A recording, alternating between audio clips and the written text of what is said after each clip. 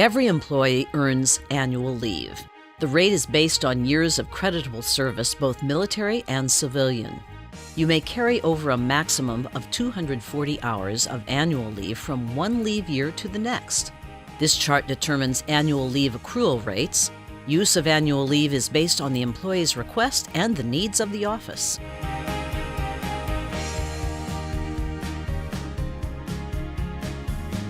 Your annual leave is determined by the amount of years you've been with the federal government. For example, if you're a full-time employee with less than 3 years of service, you will earn 4 hours of leave each pay period. Between 3 and 15 years of service, you earn 6 hours, except in the last pay period, you earn 10 hours of annual leave.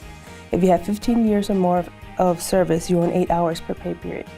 For more information, refer to the NCUA Employee Handbook, the OHR site on NCUA Central, Article 12 of the Collective Bargaining Agreement, or Chapter 5 of the NCUA Personnel Manual.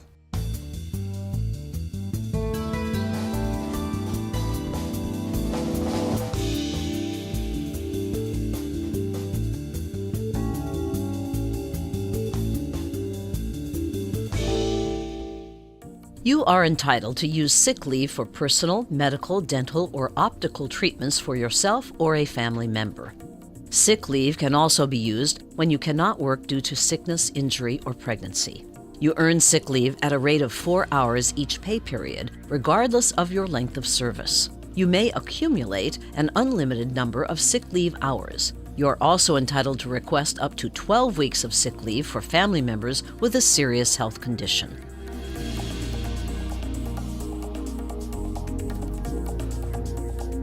So what you have to do in that instance, you have to contact your supervisor, submit NCUA Form 71, and you may need to provide medical documentation to support your absence.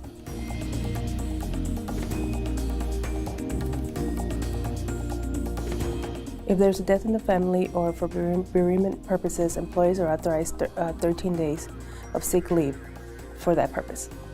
For more information, refer to the NCUA Employee Handbook, the OHR site on NCUA Central, Article 12 of the Collective Bargaining Agreement, or Chapter 5 of the NCUA Personnel Manual.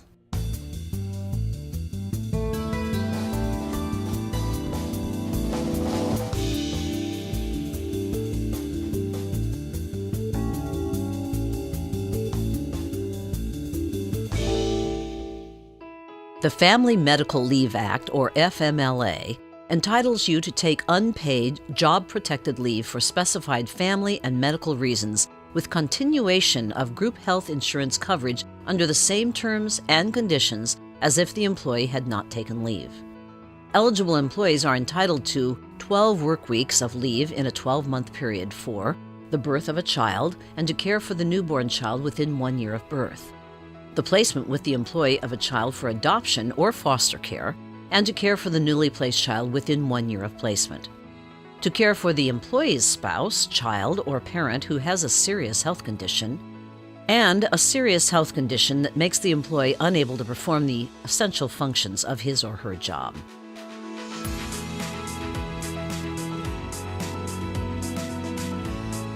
For military family leave, employees are entitled to 26 work weeks in a 12-month period to take care of a military service member. What that means is if an employee has a family member, son, daughter, parent, who was in the service and was injured during their service, they're allowed at that time to take care of that family member for that particular injury.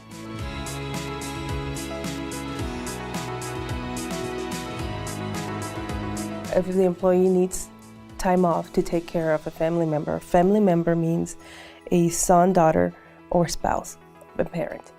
In order to get granted FMLA leave, you need to coordinate it with your supervisor. During a 12-month period, you are entitled to a combined total of 26 weeks of regular FML leave and military family leave.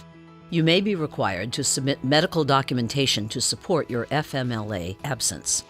For more information, refer to the NCUA Employee Handbook or the U.S. Department of Labor site. The OHR site on NCUA Central, Article 12 of the Collective Bargaining Agreement, or Chapter 5 of the NCUA Personnel Manual.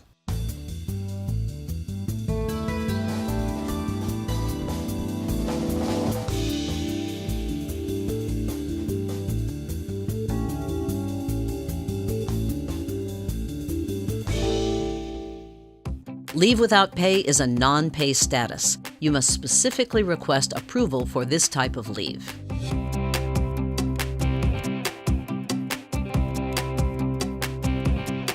For leave without pay, contact your supervisor. He may require additional information as to why you need to take leave without pay, but you need to remember that it's at the discretion of the supervisor if he or she approves it. For more information, refer to the NCUA Employee Handbook, the OHR site on NCUA Central, Article 12 of the Collective Bargaining Agreement, or Chapter 5 of the NCUA Personnel Manual.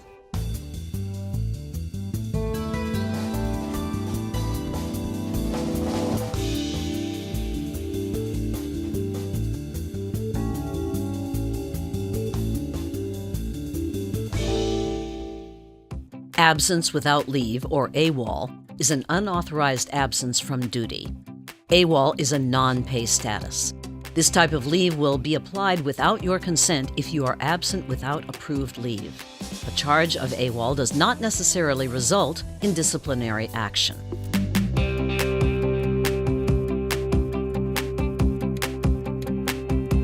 If you go AWOL, you may not necessarily lose your job. It all depends on your disciplinary record and your employment record as a whole. For more information, refer to the NCUA Employee Handbook, the OHR site on NCUA Central, Article 12 of the Collective Bargaining Agreement, or Chapter 5 of the NCUA Personnel Manual.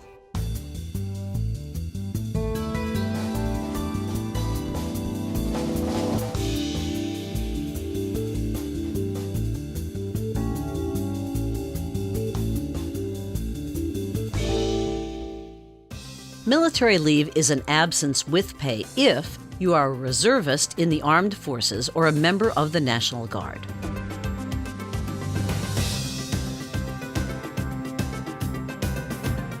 In order for you to receive military leave, you need to submit a copy of your orders or any other type of supporting documentation that states the day that you will be needed at your unit or for training or deployment purposes.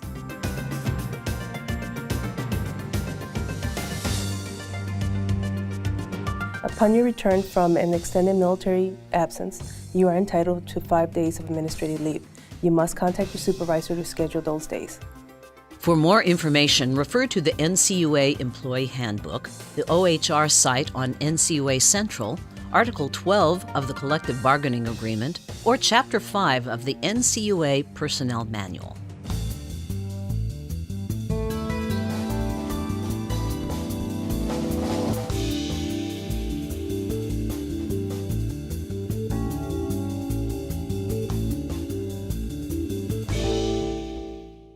There are two types of excused absences: court leave and administrative leave.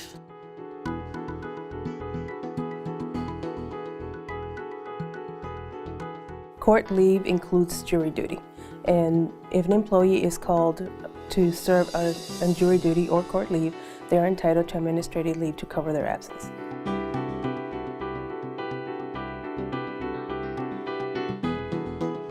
Administrative leave is synonymous with excused absence. What that means is that at no deduction to your leave, you are granted a time to cover your absence from work. For example, if the agency closes due to an emergency, you do not have to use your paid leave to cover your absence. The agency will grant you administrative leave for that absence. For more information, refer to the NCUA Employee Handbook, the OHR site on NCUA Central, Article 12 of the Collective Bargaining Agreement, or Chapter 5 of the NCUA Personnel Manual.